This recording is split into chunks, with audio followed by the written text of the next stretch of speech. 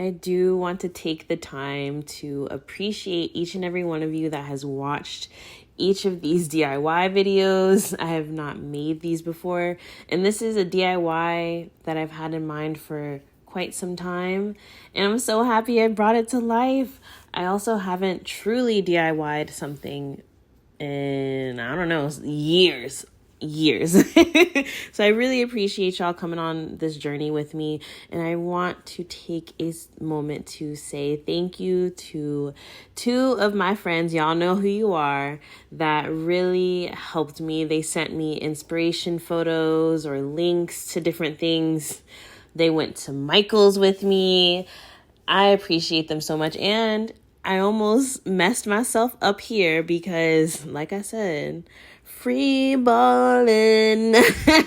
I did not realize I needed to use a sealant spray for these little greeneries because of the plasticky type of material it's made out of.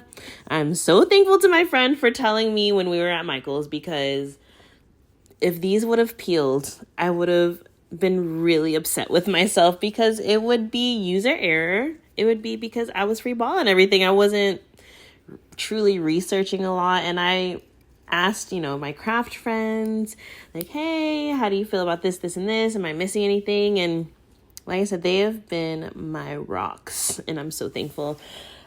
I honestly did not record a lot of this either, and I'm really sad. I'm very sad at myself, but I got very hyper-focused because I was so close to the end. I could taste the finish line. I ended up just really getting the recording of me painting the ribbon, which I did go back to my fabric paint. I went back to it because I realized, the acrylic paint is not going to stay on this as much as a fabric paint would. And what I did was I held the flowers to see which side of my dress was the most saturated side, and I pretty much made that side the most saturated, if that makes sense. So this left side, I just made it look like the blood was falling.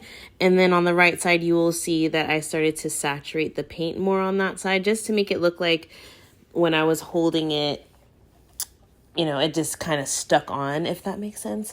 At least it made sense in my head, and I think the execution came out pretty well. I did end up rhinestoning this part too. I did not rhinestone the paper part because I did not see a point. There was only some portions that were peeking through it. And I will say thank you so much to TikTok for all of the flower people on here, because they taught me how to tie this. And they taught me how to wrap the bouquet up with the paper, because before that I was at a loss. I did not know how I was going to do this. And I was very grateful that I just randomly had purple poster paper around, because there was no strategy to using purple. It's just what I had in the house. We'll call it as it is. But I am very, very happy with how this came out.